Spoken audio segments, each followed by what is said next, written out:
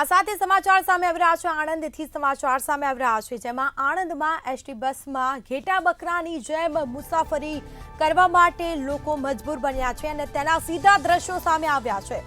વિદ્યાર્થીઓને લોકોને એસટી બસમાં પરેશાની, જેમાં બસમાં ઘેટા બકરાની જેમ મુસાફરો ભરવામાં આવી રહ્યા છે। 56 લોકોની મર્યાદા ઉપરાંત 100 લોકો બેસાડવામાં આવ્યા છે। તારાપુરથી આણંદ જતી એસટી બસનો આ વિડીયો વાયરલ થયો છે। જો કોઈ મોટી દુર્ઘટના સર્જાશે તો તેની માટે જવાબદાર કોણ રહેશે, તે એક મોટો સવાલ।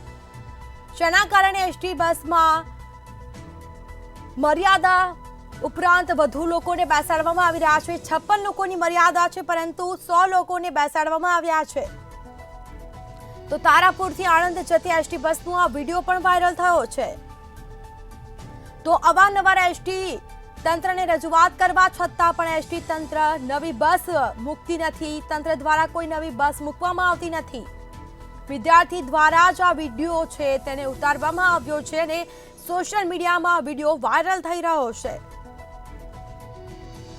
રોજબરોજ લોકો બસમાં અપડાઉન કરતા હોય છે, સ્થળાંતર કરતા હોય છે, પરંતુ વિદ્યાર્થીઓ સાથે લોકો પણ મુશ્કેલીમાં મુકાય છે।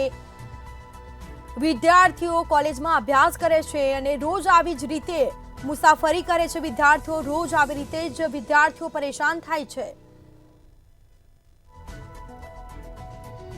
તો તારાપુરથી આણંદ જતી આ એસટી બસમાં 56 લોકોની જગ્યાએ 100 કરતા વધુ મુસાફરોને બેસાડવામાં આવ્યા છે અને તેને લઈને તંત્ર સામે પણ અનેક સવાલ ઉઠવા પામ્યા છે।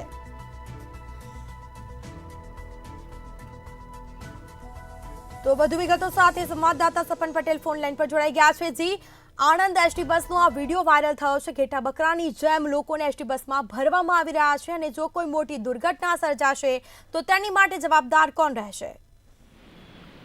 ચોક્કસથી જે પ્રમાણે એસટી વિભાગની ગંભીર બેદરકારી કહી શકાય। વિદ્યાનગર વિદ્યાની નગરી તરીકે સમગ્ર દેશની અંદર પ્રસિદ્ધ છે, ત્યારે વિદ્યાનગરમાં અભ્યાસ અર્થે આવતા જે વિદ્યાર્થીઓ છે તે લોકોએ સવારે બસમાં મુસાફરી કરવા, બસના માધ્યમથી તે લોકો મુસાફરી કરતા હોય છે। ત્યારે તારાપુરથી આણંદ જતી એસટી બસમાં 56 લોકોની જગ્યાએ 100 થી વધુ મુસાફરો મુસાફરી કરવા મજબૂર બન્યા હોય તે પ્રકારનો વિડીયો સોશિયલ મીડિયામાં વિદ્યાર્થી દ્વારા વાયરલ કરવામાં આવ્યો છે।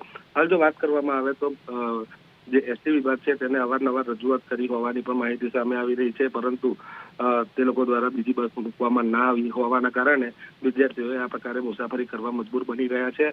જો કોઈ પ્રકારની દુર્ઘટના ઘટે તો આના માટે જવાબદાર કોણ, જેવા સવાલો પણ ઉઠવા પામી રહ્યા છે। જી બિલકુલથી તમામ જાણકારી આપવા બદલ આપનો આભાર। તો આણંદમાં એસટી બસમાં ઘેટા બકરાની જેમ લોકો મુસાફરી કરતા નજરે પડી રહ્યા છે।